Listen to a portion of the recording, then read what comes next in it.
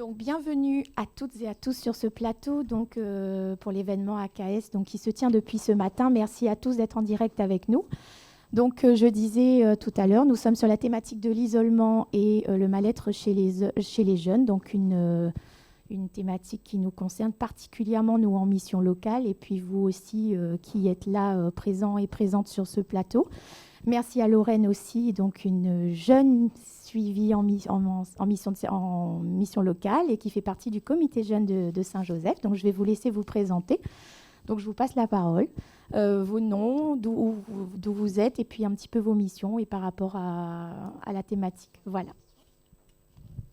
Alors, bonjour, Sylvie Morel, donc psychologue de l'éducation nationale. Donc, je travaille au Centre d'information et d'orientation de Saint-Joseph, tout en intervenant donc sur des établissements scolaires, donc un lycée et un collège pour ma part. Alors, psychologue de l'éducation nationale, ça ne parle pas forcément. On était connu sous le nom de COPSY, conseiller d'orientation psychologue, et ça reste encore beaucoup dans les représentations. Donc voilà, je tenais à le préciser.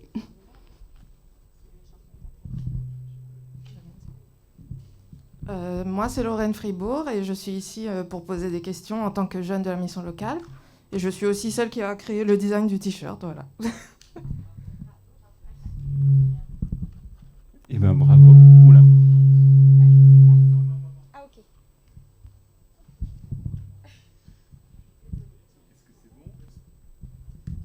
Alors, bien le laisser coller à votre... pour bien entendre. Très bien. Eh bien, vraiment bravo pour le t-shirt. Michel Spodenkiewicz, moi je suis pédopsychiatre, je suis maître de conférence à l'Université de La Réunion et je suis chef de service du CAPAS, service hospitalo-universitaire de psychiatrie de l'adolescent. Bonjour, moi je suis interne en psychiatrie, pédopsychiatrie, actuellement en stage au CAPAS. Voilà. Merci. Anna Blouin, psychologue également de l'éducation nationale au sein du CIO de Saint-Joseph et en établissement scolaire, et également psychologue clinicienne en parallèle. Voilà. Donc, à savoir aussi que Anna intervient, donc Anna Blouin, qui intervient également en mission locale sur l'antenne de Saint-Joseph et du Tampon, donc une fois toutes les 3 semaines, donc pour tenir des permanences de psy pour nos jeunes qui ont besoin d'un accompagnement un peu plus poussé et qui vont nous faire la demande au cours de nos entretiens, nous, avec les travailleuses sociales. Donc, on va avoir des questions qui vont arriver un petit peu au fil de cette émission. Mais si vous avez... déjà, on a envie de dire pourquoi l'isolement et le mal-être. Alors, nous, c'est vrai qu'en mission locale, on est 4 travailleuses sociales. Et c'est vrai qu'au sein de nos permanences d'écoute, on relève donc à chaque fin d'année, dans nos rapports d'activité, qu'il y a quand même beaucoup de jeunes qui sont en souffrance et qui témoignent d'un mal-être profond, donc à plusieurs niveaux. Donc, qu'est-ce que vous avez envie de partager avec ces jeunes ou peut-être au plus près de vos missions quotidiennes dans vos structures respectives ? Alors, la première chose que je voudrais partager, c'est déjà des remerciements pour l'organisation d'un tel événement, parce qu'on sait que dans le contexte sanitaire actuel, le fait d'organiser des événements qui justement contribuent à ce qu'on soit en lien tous ensemble permet de contribuer en tant que tel à notre bonne santé physique, mais aussi bonne santé psychique. Donc vraiment, le fait de rester en lien et la qualité des liens, non seulement le fait de rester en lien, d'avoir beaucoup d'amis sur Facebook ou le sais-je, mais vraiment la qualité de ces liens, c'est-à-dire soigner nos liens, faire en sorte d'être attentif aux autres, parce qu'on sait aussi, et ça c'est vraiment aussi dans l'expérience du CAPAS, on le voit, c'est qu'en aidant les autres, en allant vers les autres, en faisant en sorte qu'on soit en lien ensemble, on arrive à s'aider soi-même. Donc être attentif à comment on se sent et comment se sentent les autres et rester et faire en sorte d'avoir des liens de meilleure qualité possible. Merci. Gardez bien votre micro bien près, désolé, question technique, mais c'est comme ça que les jeunes en ligne nous entendent mieux. Voilà, merci. Je passe la parole à qui ? Peut-être qu'on a des questions ?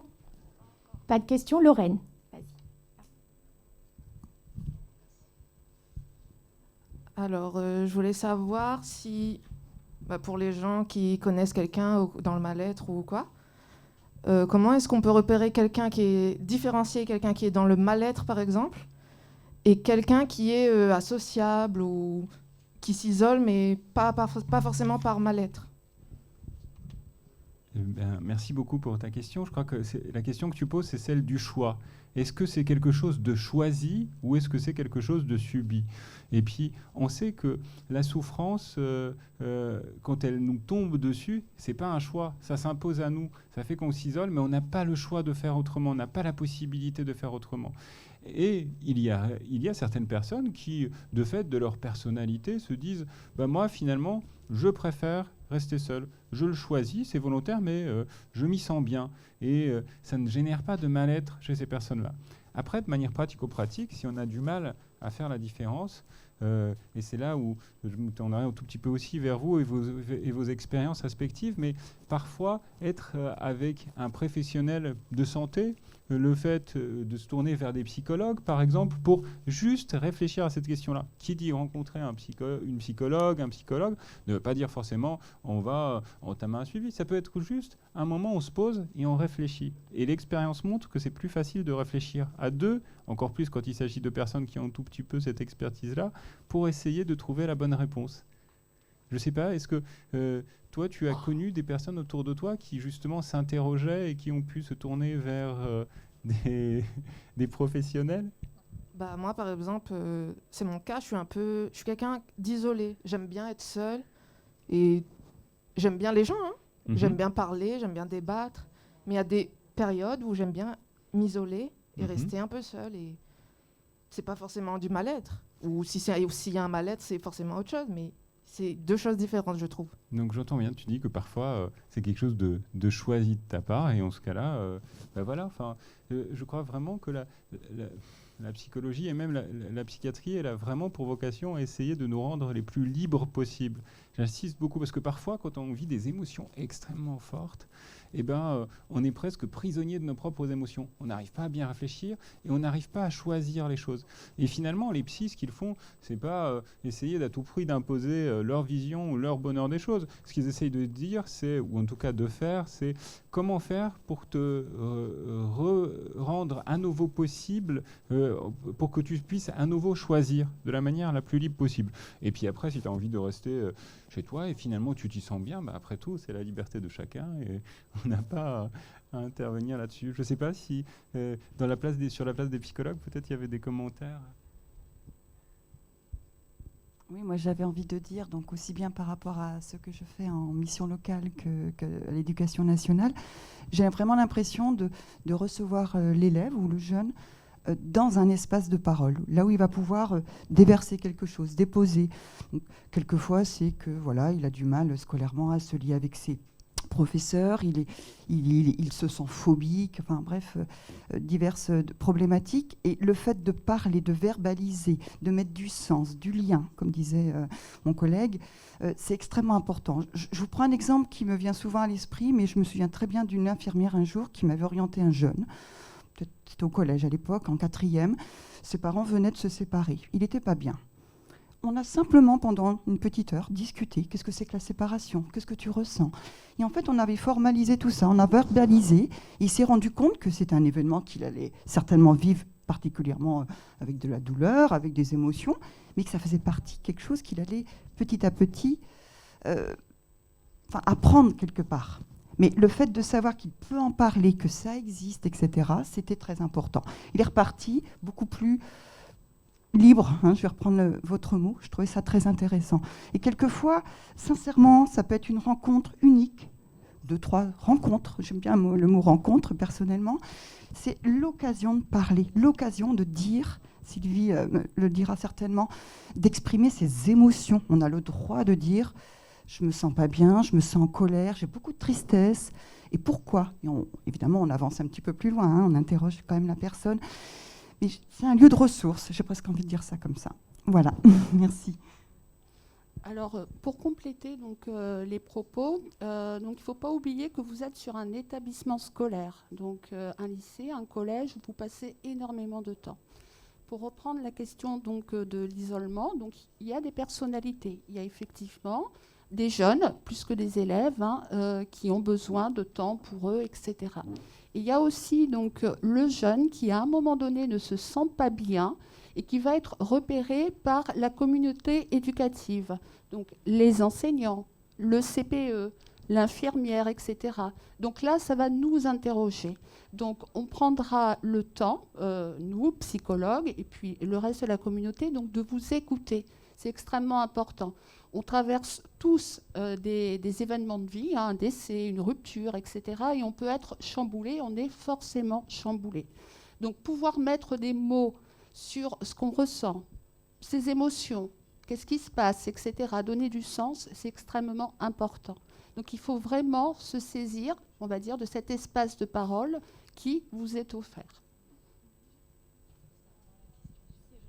C'est vrai que pour compléter un petit peu ce que vous disiez, et puis par expérience, puisqu'on travaille beaucoup avec Anna également, c'est vrai que Anna, souvent tu dis les jeunes ont du mal à se dire, c'est exactement ça. Donc c'est déjà la démarche de passer la porte d'un professionnel de santé ou dans le social qui n'est déjà pas évidente.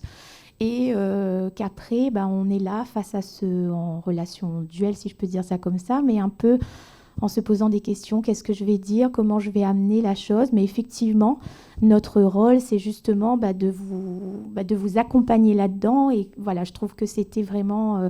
c'est toujours très parlant quand tu parles de ces adolescents préadultes, adultes qui ont du mal à se dire clairement de nos jours. On a une question ? Oui. On a une question de Oumi qui demande si vous pouvez nous parler de la charge mentale. Je vous passe peut-être le micro plus près. Désolée. Très bien. Merci pour la question. Alors, je ne sais pas si vous savez tous ce qu'est la charge mentale.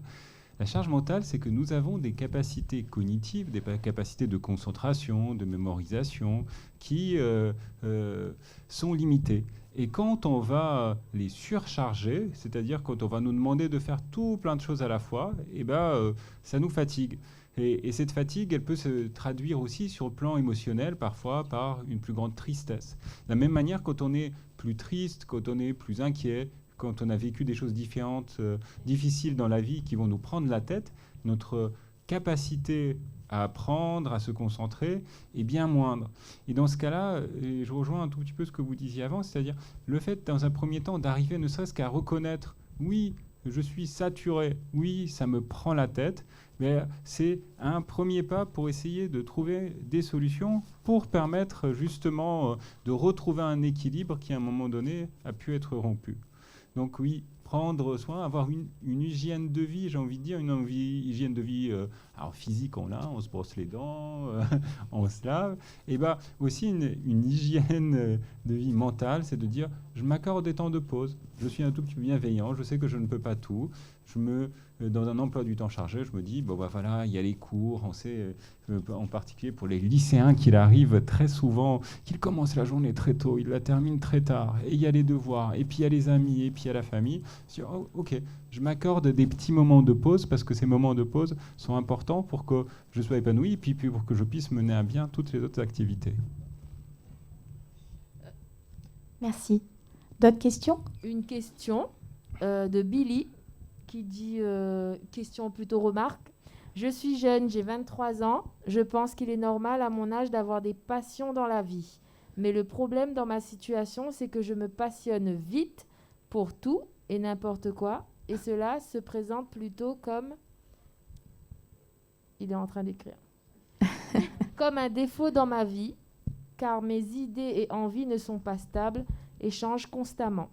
En d'autres termes, je fais plein de choses et je suis capable de faire plein de choses au niveau professionnel et personnel, mais ce trait de personnalité me bloque et je suis souvent perdue car je ne sais plus ce que j'aime et ce que je n'aime plus faire. Question très longue et très psychologique, mais j'aimerais avoir votre avis. Merci. Qui veut réagir ?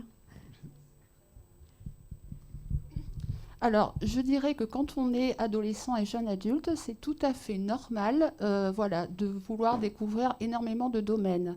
Ça se pose aussi voilà, aux élèves qui doivent faire un choix, d'une manière générale, un jeune qui doit faire un choix. Donc on est attiré par énormément de choses. Donc on se renseigne, on expérimente, on vit les choses. Et puis à un moment donné, on va dire que l'expérience ou ce qu'on apprécie davantage va se préciser.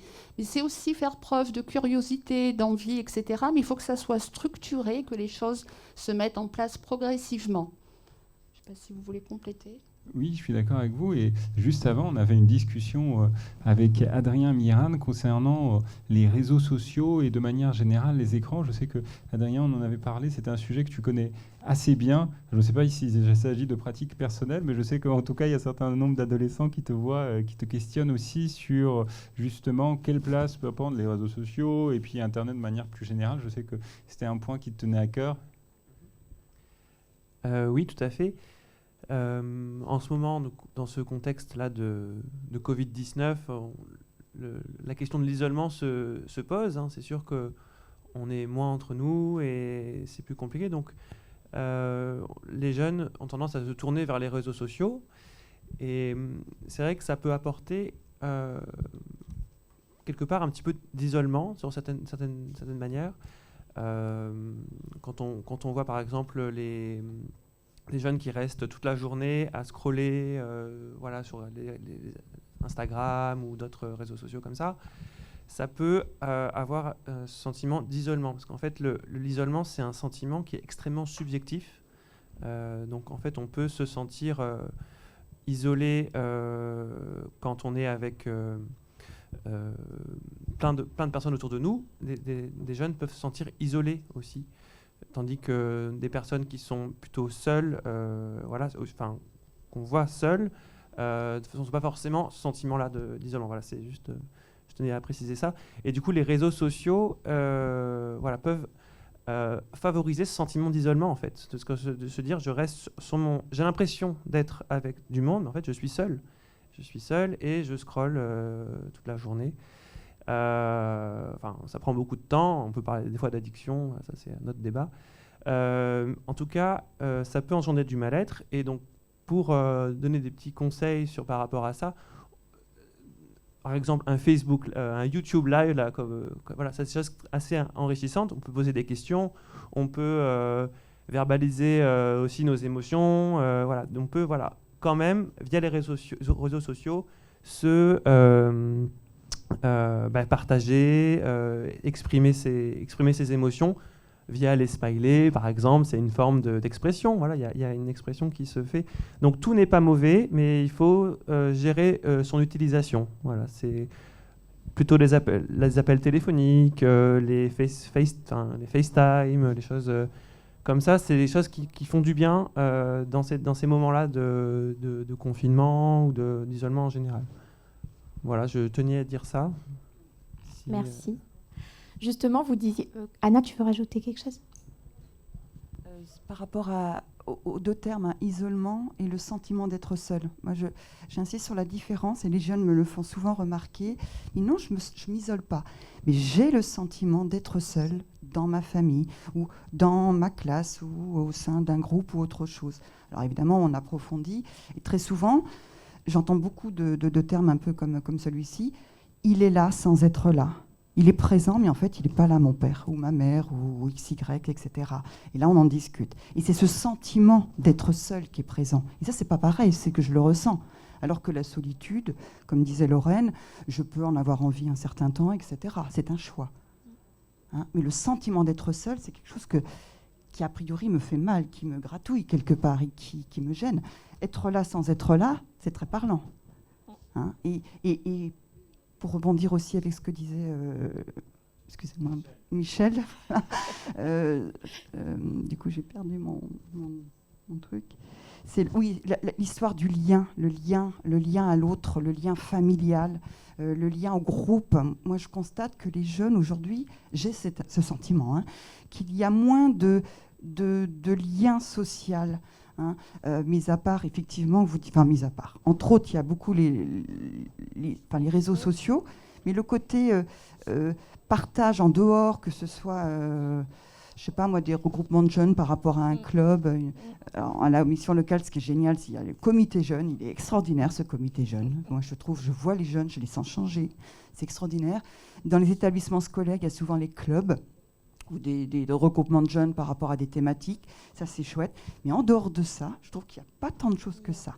Surtout si le jeune n'est pas adhérent d'un club sportif, culturel ou autre, ce qui est beaucoup le cas, en l'occurrence, dans le sud de La Réunion.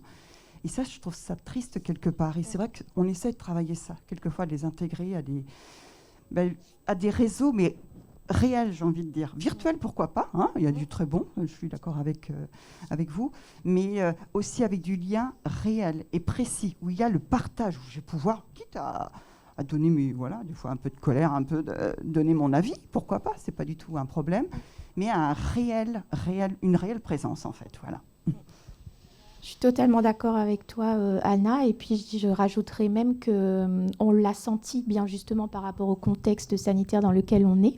On a bien senti que là, on a des jeunes qui reviennent en mission locale, en tout cas pour parler de mon expérience, qui sont encore plus perdus, en perte de repères, qui n'ont pas de lien, qui ont été enfermés, c'est le cas de le dire, et qui n'ont pas eu cette opportunité de sortir, d'avoir du lien, comme tu dis, de participer à des activités ou quoi.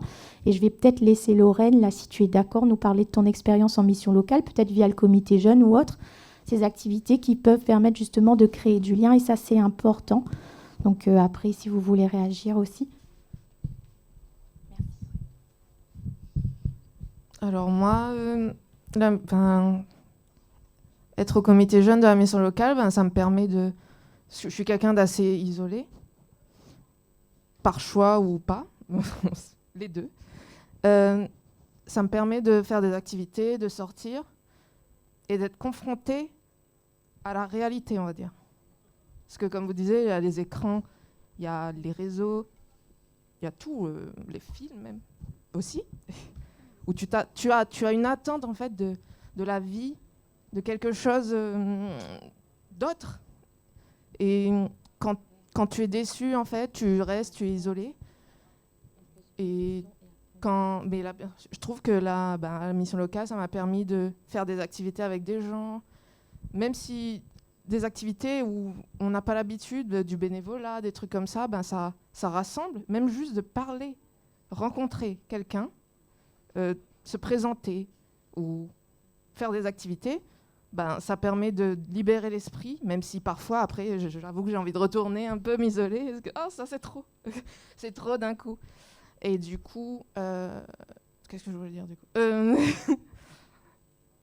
je sais plus, j'ai un trou de mémoire, mais du coup, oui, ça m'a permis par exemple, de pouvoir faire ces t-shirts, ou c'est cool. Ça, si on ne tente rien, on n'a rien, j'ai envie de dire. Et du coup, c'est cette mentalité qui rentre petit à petit et qu'il faut avoir.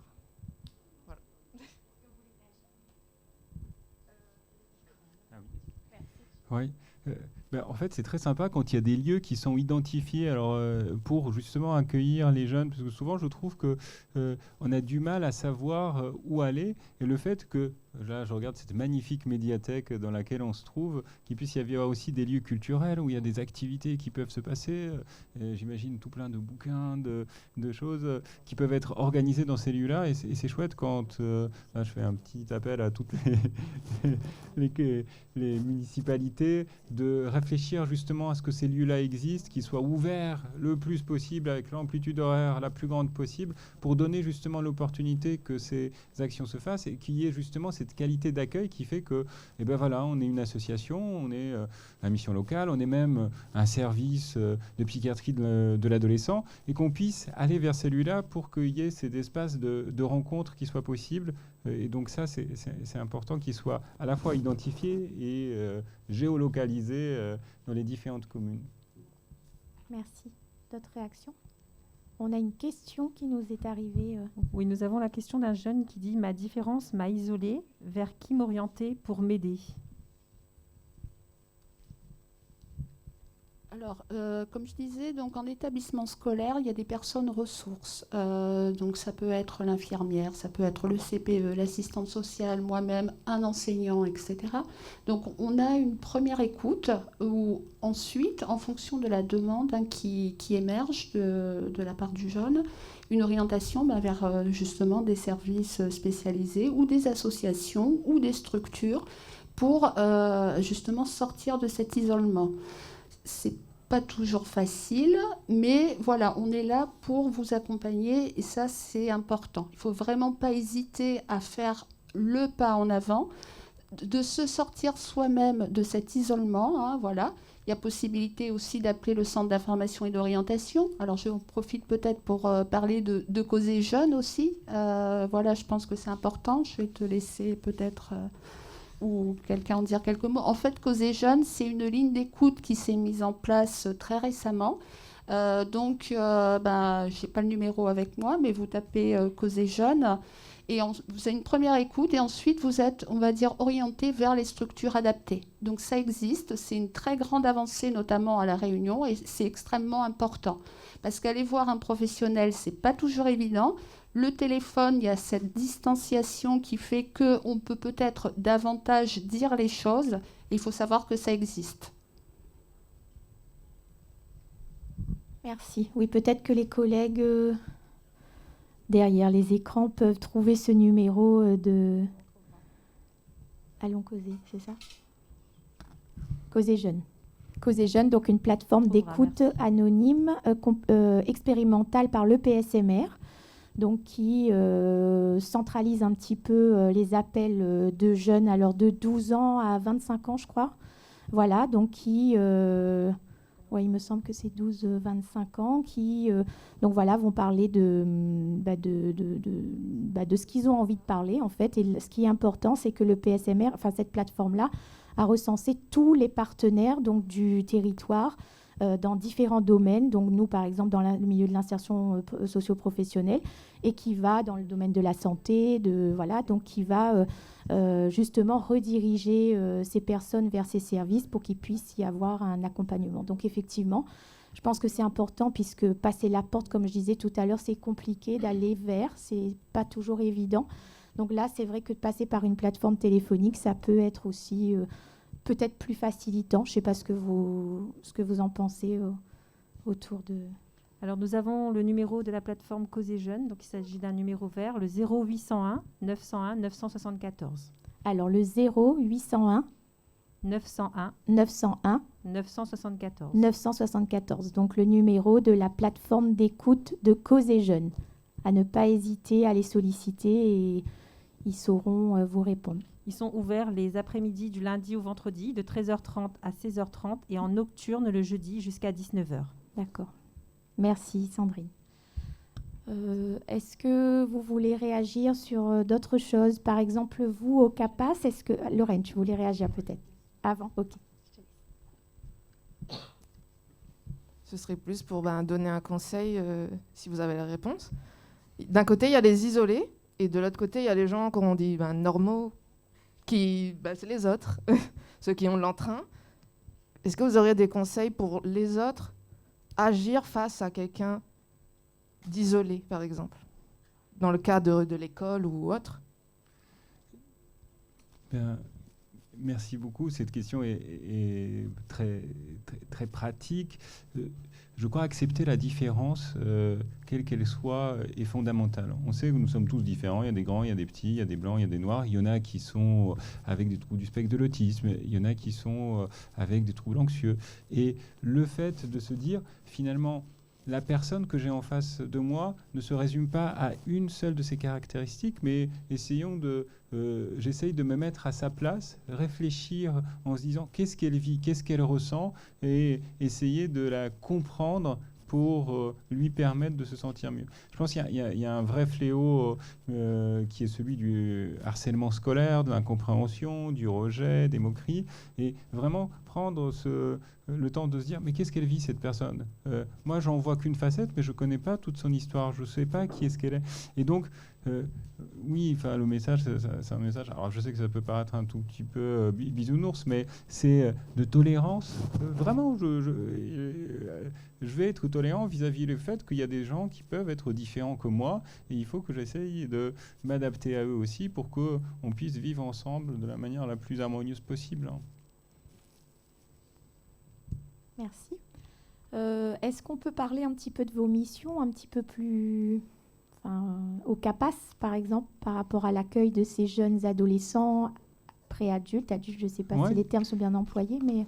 Alors, donc le CAPAS, je le disais un tout petit peu en présentant, c'est un service hospitalo-universitaire de psychiatrie de l'adolescent qui a 4 missions. On fait de la formation, on fait de la prévention, on fait de la recherche et on fait aussi du soin. Et pour la partie peut-être dont j'aimerais plus parler, c'est celle du soin.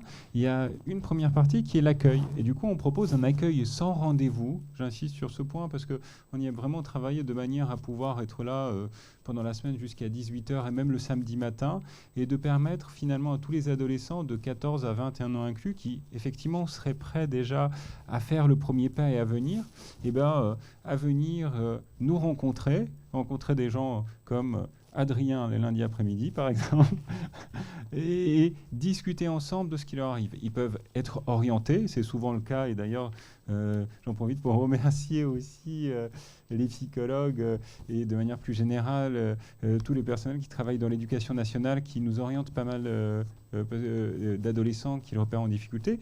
Donc, soit accompagnés par les parents, soit accompagnés par des copains, soit parfois venir tout seul quand on n'a pas envie d'être accompagné. Bref, l'idée, c'est de pouvoir être reçu. Et dans un premier temps, on réfléchit ensemble.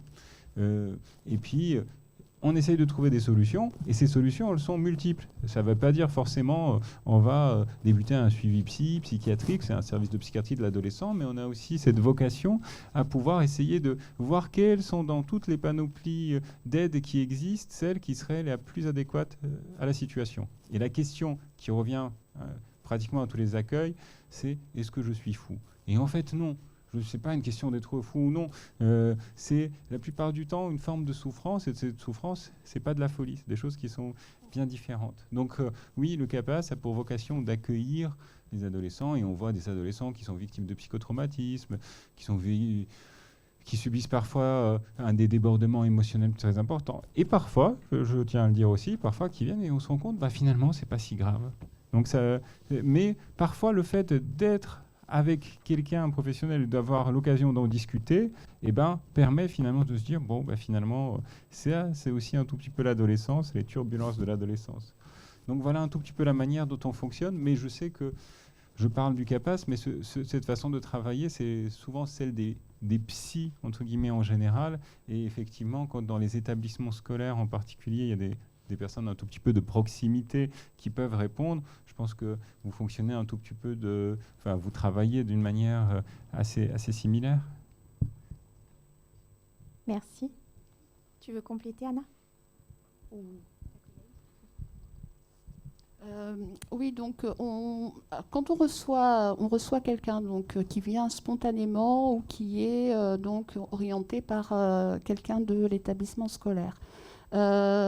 Parfois, on va dire, un seul entretien est suffisant, c'est-à-dire qu'on est confronté à une difficulté, quelle qu'elle soit. Alors, par exemple, je vais citer le cas d'un jeune que j'ai vu il y a un moment de ça, qui n'arrivait pas à communiquer avec sa mère. Et pour lui, c'était extrêmement important.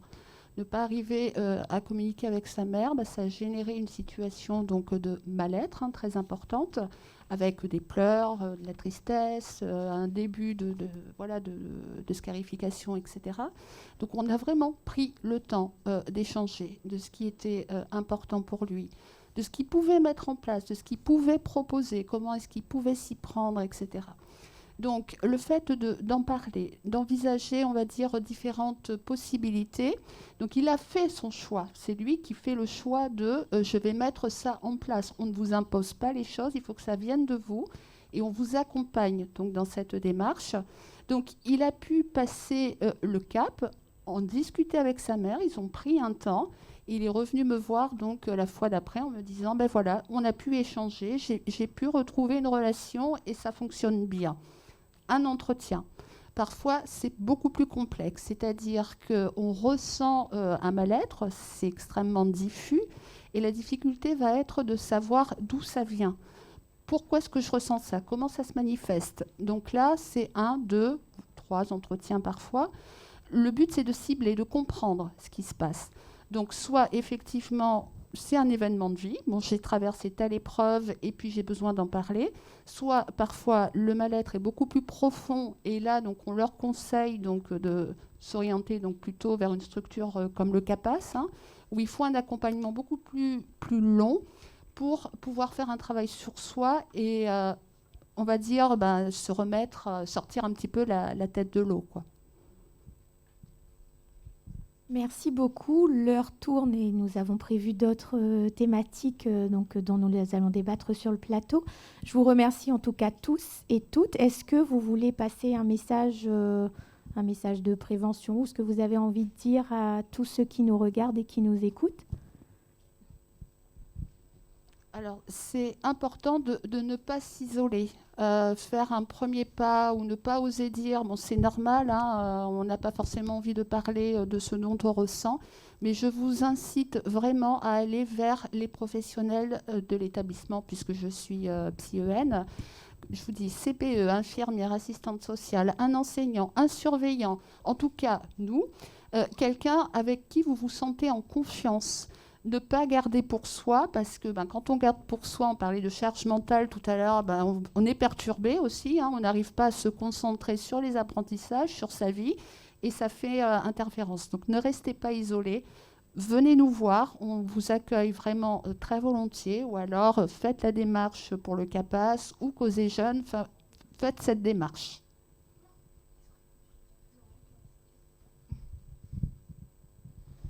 J'ai envie de dire aux jeunes qui nous regardent, s'ils se sentent mal, vous n'êtes pas obligé de le cacher. Dites tout simplement ce que vous avez sur le cœur et voilà.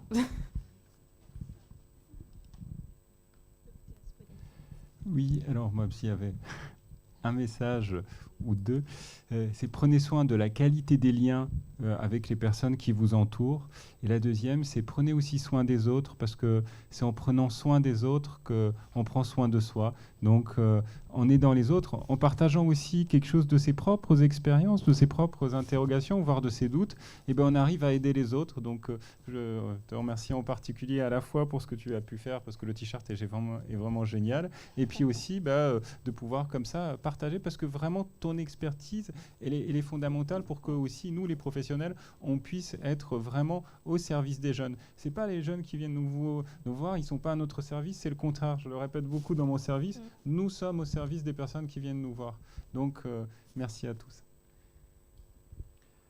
Moi, pour le message de fin, je dirais aux personnes qui sont en contact, qui voient des personnes en souffrance, isolées, de ne pas banaliser les choses, c'est-à-dire d'arriver à en parler, et puis si c'est pas possible d'en parler avec la personne, d'en parler à d'autres personnes, d'interpeller, c'est important, de ne pas banaliser la souffrance. Voilà. Oui, moi j'aime beaucoup cette notion de prendre soin de moi, tout simplement. J'ai envie aujourd'hui d'être jolie, j'ai envie de faire telle activité, j'ai envie de parler. Prendre soin de l'autre, c'est très très important, tout à fait. Prendre du temps à l'écoute, prendre du temps de rigoler, de peut-être faire des boutiques sans acheter spécialement, mais prendre du temps. Et garder ce lien, hein, le lien le plus proche possible, le plus vrai, malgré malheureusement actuellement l'atmosphère du Covid. Et puis, quelque chose qui me vient à l'esprit, qui me semble très fort, c'est apprendre à peut-être accepter le doute. Je pense que, moi je le dis souvent aux jeunes, mais moi aussi je doute même beaucoup. En même temps, c'est chouette, je crois. Et le jeune, souvent, il a l'impression qu'il faut être dans une espèce de norme, une case. Je doute de mon avenir professionnel. J'ai telle idée, mais je ne sais pas. La projection d'avenir est très importante pour nos adolescents, etc. Et c'est les aider à dire, là, tu en es là aujourd'hui, demain, avec telle autre information ou rencontre, tu vas être ailleurs. Et accepter le cheminement, la démarche, et faire des efforts, en l'occurrence. Mais le doute fait partie, j'ai envie de dire, du chemin. évidemment, il y a le doute après qui devient complètement confusionnel. Et là, par contre, il est peut-être grand temps de le soigner. Mais ça, voilà. Qui est sûr de soi aujourd'hui? Est-ce qu'il y a d'abord une vérité, une certitude? Je ne suis pas sûre. Voilà. Merci. Merci beaucoup. Merci en tout cas. Moi, je tiens à vous remercier aussi particulièrement pour toute notre collaboration au quotidien, sur le terrain déjà. Et comme vous disiez, on est vraiment à la disposition de ces jeunes et ce n'est pas le contraire. Donc effectivement, on reste là et c'est en travaillant avec un partenariat aussi solide qu'on avance. Et merci, un grand merci à Lorraine d'être là et d'avoir partagé ton expérience. Voilà, merci à vous. Merci.